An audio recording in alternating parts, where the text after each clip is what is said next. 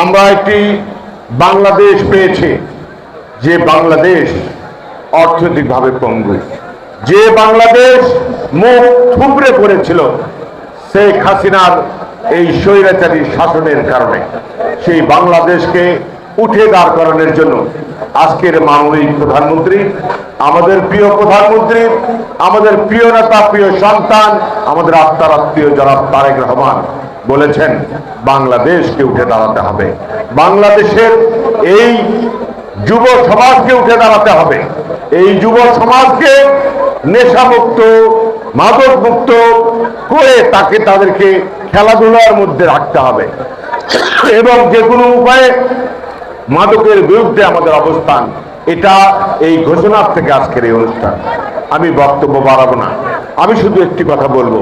আজকে যে ভাইয়েরা আজকে খেলোয়াড় হিসেবে এসেছেন, তারা আমাদের সঙ্গে থেকে যাবেন, আমাদের সঙ্গে থেকে যাবেন। তারা যুব সমাজ আমাদের সঙ্গে থাকবেন।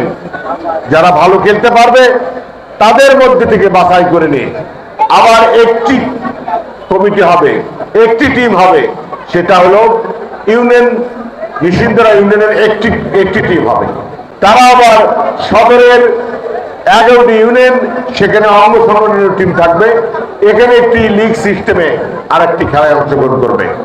যে ভালো পারফরমেন্স করবে তারা ইউনিয়ন টিমে খেলবে এবং যারা অংশগ্রহণ করলো আজকে, তারা আমাদের আগামী দিনের এই বাংলাদেশকে বিনির্মাণ করার লড়াইয়ে তারা আমাদের সঙ্গে থাকবে। তারা আমাদের সঙ্গে থাকবে, রাজনীতি করবে, সমাজের কাজ করবে, এলাকার কাজ করবে। আমি শুধু একটি বার্তা দিতে চাই, এখানে প্রশাসনের ভাইয়েরা আজকে নেই, পরের প্রোগ্রামগুলোতে থাকবে, পুলিশ ভাইয়েরা থাকবে, বলে দিচ্ছি। কালকে আমি সদরের ওসি মহোদয়কে বলেছি এবং উনিও বলেছে যে আপনাদের প্রতিটি প্রোগ্রামে আমাদের পুলিশের যে বিট অফিসাররা রয়েছেন তারা থাকবে। আমি শুধু একটি বার্তা দিতে চাই, যে দেশের সরকার প্রধান, যে দল যারা রাষ্ট্র ক্ষমতায় আছে, তাদের কোন নেতা, কোন কর্মী, কোন মাদক সেবীর পক্ষে, কোন মাদক বিক্রেতার পক্ষে, কোন অন্যায়কারীর পক্ষে, কোন ভূমি দখলকারীর পক্ষে, কোন সন্ত্রাসীর পক্ষে থানায় তদবির করতে যায় না। সেই এলাকায় কোনোভাবে কোনো মাদক সেবী বা মাদক বিক্রেতা তাদের আচরণ এখানে বিচরণ থাকতে পারে না। আমরা পরিষ্কার ভাবে বলতে চাই, যারা আমাদের দল করেন তাদের মধ্যে থেকে যদি কোনোভাবে এই মাদক সেবা, মাদক সেবন অথবা মাদক বিক্রয় বা মানুষের প্রতি অন্যায় বা মানুষের প্রতি জুলুম, কোন সন্ত্রাসী কোনোভাবেই অসামাজিক কর্মকাণ্ডের সঙ্গে জড়িত হয়, তাদেরকে আমরা দল থেকে তৎক্ষণাৎ বহিষ্কার করে শাস্তিমূলক গ্রহণ করব। শুধু তাই নয়, এর আগে এই ডক্টর ইউনূস সাহেবের সময় থেকে আমরা এই কথা বলেছি, আমাদের মধ্যে দিয়ে অনেক ছেলেপেলে বেআইনে চলে গিয়েছে, আমরা বহিষ্কার করেছি।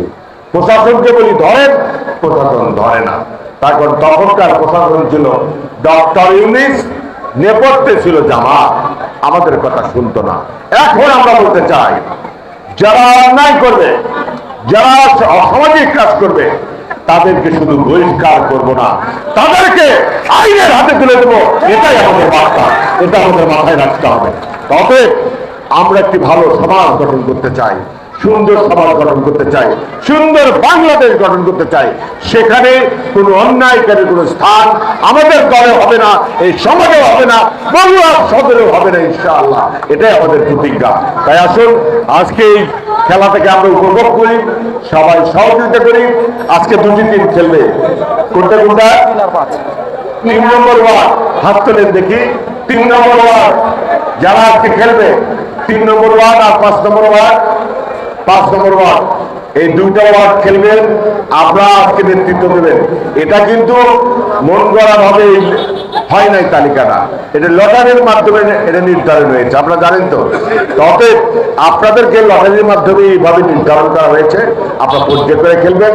এখানে জেলা টিম থেকে রেফারি ভাইরা আসছেন, অত্যন্ত দক্ষ এবং অত্যন্ত জনপ্রিয় মানুষ তারা। তারা সারা জেলাকে নেতৃত্ব দেয় এবং তাদের নেতৃত্বে এখানে ফুল খেলা হবে। তারা যে নির্দেশনা দেবে আমরা সেটা অক্ষরে অক্ষরে পালন করব। ঠিক আছে? এর কোনো বক্তব্য খেলাধুলাকে কেন্দ্র করে কোনোভাবে নিজেদের মধ্যে কোনো সাংঘর্ষিক